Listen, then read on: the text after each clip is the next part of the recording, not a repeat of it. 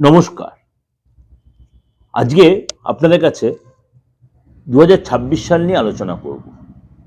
২০২৬ সালে আমি একাধিক প্রোগ্রাম দিয়েছি। তা সত্ত্বেও আপনাদের একটু ভেঙে ভেঙে কিছু প্রোগ্রাম আপনাদের দিলে আপনারা অনেক বেশি উপকৃত হবেন। অনেকেই বলেছিলেন, দাদা এই সেক্টরগুলো যদি একটু বলতে পারেন বা বলে দেন তাহলে আমরা অনেক বেশি উপকৃত হব। বার্ষিক রাশিফলের সাথে তাহলে আমরা সেটা একটু দেখে নিতে পারব।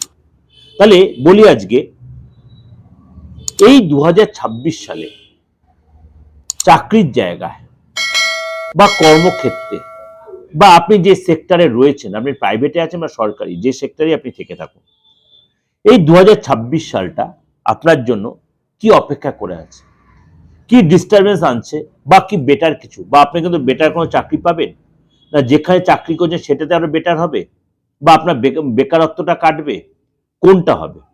অর্থাৎ এই যে ২০২৬ সাল যে রবির বছর, সুতরাং শুরুর দিকে আপনার মধ্যে উদ্দীপনা বা উদ্যমতা একটা কাজ করবে, মনে শক্তি থাকবে, খারাপকে বদলে ফেলার চেঞ্জ। ২০২৫-এ অনেকেই নেগেটিভ সিচুয়েশনের মধ্যে পড়েছে বা অনেকে ২০২৫-এ অনেকে বেটারও ছিল, কিন্তু বেটার যারা আছে তারা আরো বেটার চাইবে, যারা সিচুয়েশন খারাপ ফিল করেছেন তাদের ২০২৬-এ আরো বেটার কিছু অনুভব করতে চাইবেন। সুতরাং আপনি চাকরি যারা করছেন, বেটার চাকরি বা বেটার আরো কিছু আপনি চাইছেন সেই চাকরির জায়গাটাই, বা সেটা প্রমোশন চাইছেন, বা আপনার ইনক্রিমেন্টটা, আপনার মাইনাটা বাড়ুক, বা আপনি আরো অন্য কোনো সেক্টর বা অন্য কোনো জব আপনি, বা বেকারত্ব যায় তারা, কাদের জন্য এই ২০২৬ সালটা মানে বেটার, বা কাদের জন্য সতর্কতা অবলম্বন করতে হবে, চলুন তো একটু আলোচনা করে নি।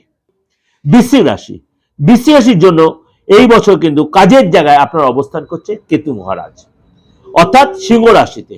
অর্থাৎ আপনার কিন্তু এই বছরে আপনার কিন্তু অনেক কিছুর অভিজ্ঞতার সম্মুখীন হবে, একাধিক আপনার কর্ম চেঞ্জ হতে পারে।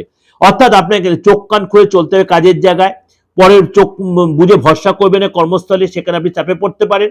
এবং এই সময় কিন্তু আপনার কর্মক্ষেত্রে আপনার শুভ ফল প্রাপ্ত, একাধিক যোগাযোগ আসবে, একাধিক চাকরি পাবেন, একাধিক সূত্র থেকে আপনার রোজগার রাস্তা তৈরি হবে, কিন্তু আপনার আর্থিক যথেষ্ট ডেভেলপ করবে। কিন্তু আপনার কিন্তু শত্রুতা, আপনার কিন্তু ভীষণ গোপন শত্রু আপনার কিন্তু কাজ করবে, কান ভাঙাবে, সেগুলো কিন্তু সতর্ক থাকবেন। এগুলো মাঝে মাঝে আপনার ক্ষেত্রে হবে। অর্থাৎ নভেম্বর ডিসেম্বর মাসটা, অক্টোবর মাসের শেষে আপনার কিন্তু অনেক বেশি সতর্ক থাকতে হবে বছরে। অর্থাৎ অর্থাৎ এই এপ্রিল মে মাসটা আপনার কিন্তু অনেক বেশি সচেতন থাকতে হবে। এটা ওভারঅল একটা বললাম আপনাদের কাছে, অবশ্যই ভালো লাগবে। এটা কিন্তু আমি কারো ব্যক্তিগত হরোস্কোপ দেখে না, গো রাশির সিচুয়েশন অনুযায়ী, কেন আপনার রাশির অধিপতি হচ্ছে মঙ্গল এবং আপনার জন্য শুভ গ্রহ হচ্ছে বৃহস্পতি। আপনার রাশির অধিপতি হচ্ছে মঙ্গল, আপনার ৭.৫ ফার্স্ট টেস্ট চলছে এবং বৃহস্পতি অতিচারী অবস্থায় ৩ বার আপনার এই মুহূর্তে মিথুনে রয়েছে, তারপরে যাবে কর্কটে বা সিংহতে।